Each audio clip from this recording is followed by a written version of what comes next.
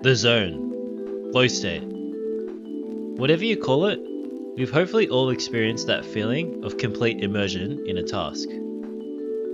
In those moments, the world around us seems to blend into the background.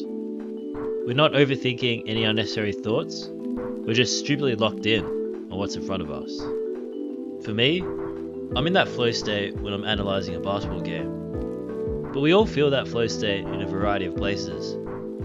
It could be when you're teaching a class, battling Getsus in Pokemon Black and White, running service at a busy restaurant, etc.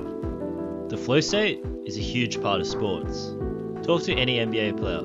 Heck, talk to most athletes, and they'll harp on the value of finding and playing in that flow state. Now, I could ramble on about my interpretation of the flow state, but I'll let the pros do the talking instead. Flow state is it's something that I feel like I can see you getting into now on the court. Like, I know we've talked about it or whatever, but it's like I see you're in that, I'm like, yup. Yeah, how does that feel to be like that in the game, where it's like just everything, just like you just know that it's like, you got to get there. Right. And I think getting there is, as I've found out, for me, getting there is just thinking about nothing.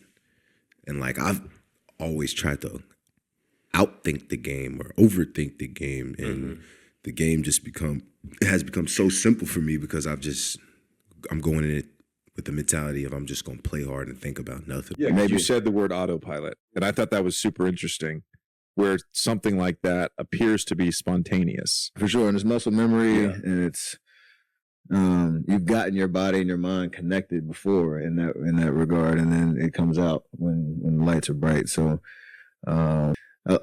I say flow state, and like just being in that flow is exactly how it's where I want to be, and when you're in that, there's no better feeling. So, a couple takeaways. D'Lo talked about how he's thinking about nothing when he's in the flow state. A core part of flow state is playing on pure instinct. And this is doubly important in a fast-paced game like basketball. NBA coaches often preach 0.5 basketball. That is, that good basketball involves decisions being made in half a second. However, getting to that flow state is a challenge. Simply not thinking isn't enough. After all, there's other players on the floor trying to mess up your rhythm. Steph has talked about how his rigorous, intentional training helps his mind-body connection. Any shot you've ever seen Steph take in a game is a shot he's worked on religiously in the gym. Even shots like this. So, great preparation is key. But that's almost a given for a lot of these NBA players. In terms of what happens during a game that helps a player reach flow state, Paul George has given good insights before. For me, I get rhythm off having the ball in my hands. Yeah. Dribbling, getting in pick and rolls. That's where my rhythm usually comes from. When breaking down Tobias Harris' film for 76ers Media, Kelly Oubre has also alluded to aggression being a key part of reaching flow state. Whilst each player's playstyles are different, most NBA players are used to being the best player and leading scorer on the court, whether that's in high school hoops, college hoops, or even FIBA. Part of being the best scorer on the court is being aggressive, looking to score. Hence, a lot of players are most comfortable when they're told to be aggressive. After all, that's what most of their coaches outside of the NBA have told them to do. For many of these players, that scoring impact comes from having the ball to ISO, drive, run pick and rolls, etc. Many of the current generation of players have modelled their games after LeBron, Steph, Harden, Kevin Durant, etc., who have dominated many a game with the ball in their hands. However, the reality of the NBA is that very few players are empowered to be aggressive, handle the rock, and have the opportunity to enter the flow state regularly. In today's NBA tactical climate, offenses are generally designed around empowering and maximizing 1 to 2 star players. Plays are designed around those stars' strengths, and they're generally given a lot of freedom with shot selection. Sometimes, that can lead to some pretty insane shots.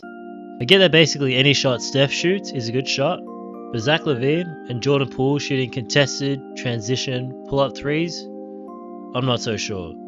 A lot of the time, that freedom to be aggressive hunting shots also comes with control of the basketball. Traditionally, the point guard would handle the ball the most, but their job was to set up teammates who handled the scoring responsibility. The modern NBA though, that's defined by a swathe of combo guards who both handle the ball the most and play with a score-first mentality. We're definitely losing recipes with regards to old school, team-first point guard play. But that's a topic for another day, or even another video. Anyway, anyone who isn't the star, they gotta fall in line. And whilst there are usually enough touches to go around for a second star, sometimes even that second option is restricted on the court. On the Run Your Race podcast by Theory Pinson, Dallas Mavericks guard Spencer Dinwiddie dropped some game on this topic. Still only 15 guys in the league that are allowed to do whatever they want every time, all the time. Like even if you look at Kyrie, probably the most skilled player of all time, Luka still is going to do Luka first. And then Kai's doing Kai after that. There's only so many people that get to have the just unlimited, doesn't matter, green light on this planet. One example of a big name star not getting to play with flow is Paul George. In 2019, the Clippers traded 6 first-round picks and Shai Gilgeous-Alexander to acquire PG-13 and, in effect, Kawhi Leonard. My frontalis muscles still haven't relaxed since I got that Bleacher Report notification while walking down Lonsdale Street. However, despite being one of the stars the team was built around, even PG-13 has bemoaned how Doc Rivers' offense didn't give him enough rhythm. And then, the way I was being used, I felt like I was, Doc was trying to play me as like a Ray Allen or like a JJ Redick, like all pin downs, all like, I can do it, but that ain't my game. Right. Like, you know what I mean? I need some flow. I need some mixes of pick and rolls. I need some post ups. All that. Just different touches. You know what I mean? PG still averaged 16.3 shots per game in his lone year with Doc Rivers. So it's not like he wasn't empowered to be aggressive. His quote just shows that even for players who get to shoot a lot, sometimes their rhythm can be affected by how much they get to dribble and run plays that they're comfortable with. PG-13 isn't the only all-star, heck, all NBA level talent to experience struggles with rhythm. We mentioned Kyrie via Spencer Dinwiddie earlier, but even 2016 Steph, fresh off a unanimous MVP, went through his challenges reaching flow state after the team acquired Kevin Durant. Here's Sean Livingston telling that story on the Knuckleheads podcast. And so, like, when he came, it wasn't really an adjustment for him because he could get his in the flow like no one else I've ever seen.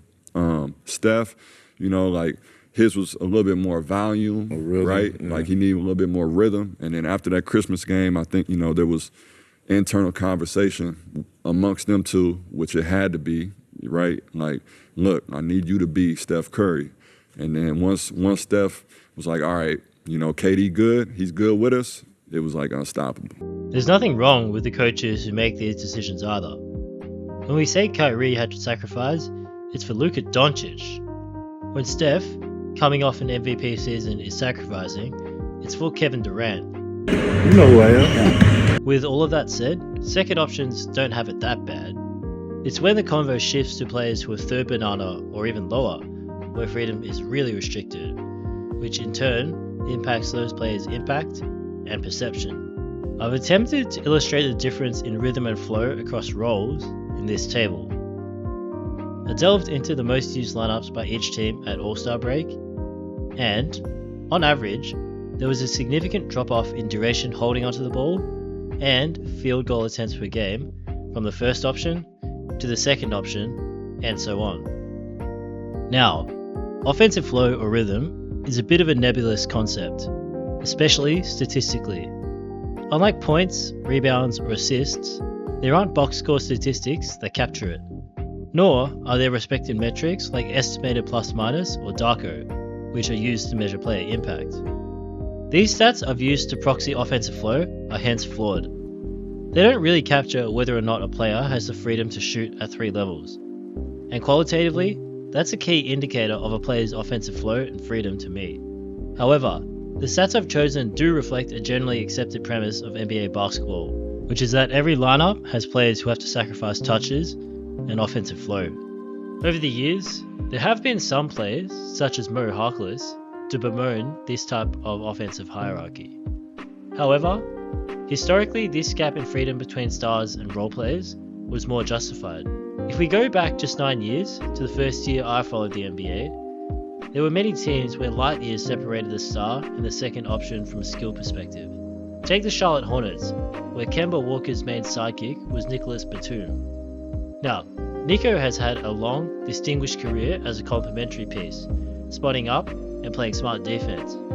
But he's never had the ball handling juice or the physical tools to be a high-impact offensive player.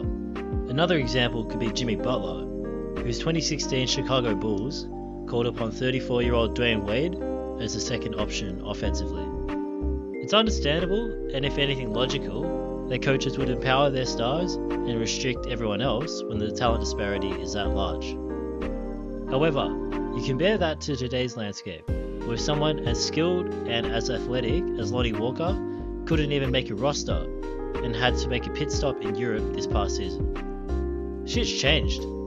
Even the cellar-dwelling Washington Wizards have experienced ball handlers in Jordan Poole, Malcolm Brogdon, and Chris Middleton, as well as a collection of skilled young wings like Alex Sarr, Bilal Coulibaly, and Kaishan George. These days, there are more and more talented players who can make stuff happen with the ball, yet get shunted into low-flow offensive roles. And one such example was Jaden McDaniels. For the last few years, Jaden has been a nailed-on starter for the Timberwolves due to his point-of-attack defense. In tandem with Rudy Gobert, they've been a dominant defensive duo against pick-and-roll attacks. However, in contrast to his indefatigable defense, Jaden's offensive production has been an adventure night to night. Every year, Jaden seems to have multiple stretches where he can't buy a shot, and consequently, fans get fed up with him. Now, a large contributor to his struggles is his offensive role on the Timberwolves. Jaden's averaged less than 10 shots per game for the last 3 years, and he only holds onto the ball for about 45 seconds per game. These numbers are about in line with the average fourth option, as above. Mostly, Jaden's spotting up in the corner, and Chris Finch has admitted to not calling plays for Jaden. You know, he's not necessarily a player that we're going to call plays for and get involved in the offense in that way, and I don't think that's his strength.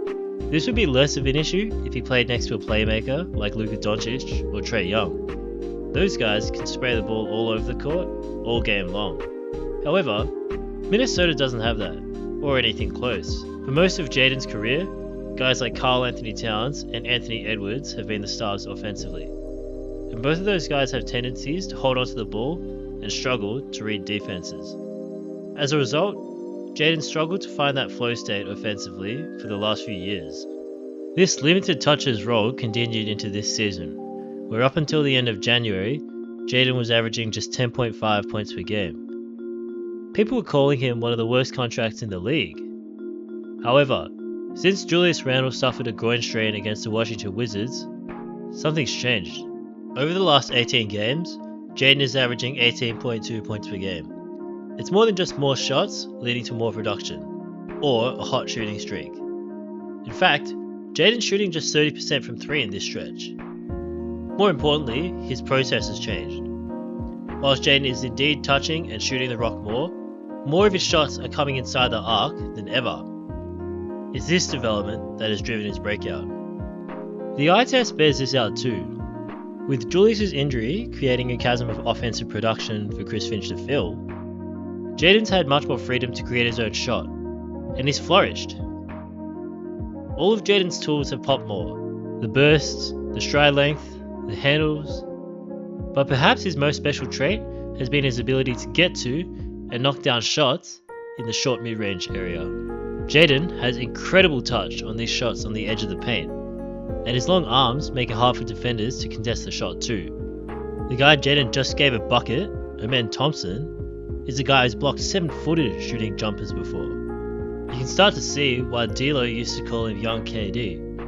And by the way, these aren't new additions to Jaden's game. Whilst he's surely tightened up his game in recent years, he's flashed potential as a creator and shot maker off the dribble for a few years now. These clips are from December 2022, but they look eerily similar to the Jaden McDaniels who broke out in February 2025. Anyway, back to the present. Perhaps the culmination of Jaden's recent stretch was his game against the OKC Thunder. In that game, Jaden created bucket after bucket against the best defense in basketball. And he topped it all off with this take on one of the better perimeter defenders in the league. Interestingly, a lot of Jaden's mid-range buckets over the recent stretch have actually come from Jaden catching a pass in the corner, which is the exact context Jaden was struggling with for most of the season. Coaches generally prefer players to shoot spot-up threes from the corner, and that's tough for Jaden. He's always been a streaky three-point shooter at best. Over the last 3 years, Jaden has shot 34.4% on corner threes according to NBA Advanced Stats, and just 35.6% on threes overall. However, even if most players prefer to shoot threes, that's not the only way to be effective from spot-ups. For players who know how to read defenders' momentum, closeouts are almost like isolation plays, except with defenders' momentum coming towards the offensive player, there's always an angle for the spot-up player to drive. Over the recent stretch, it feels like Jaden's figured this out. And as a result, these closeout drives that lead to layups or short mid-range shots have been very effective for him recently. And when defenders completely sag off Jaden, he's shown he's capable of eating up that space and shooting over the top. So, how come Jaden's gone from struggling on spot-ups to now getting almost whatever he wants from there? And why has this development taken so long? The answer is rhythm and flow.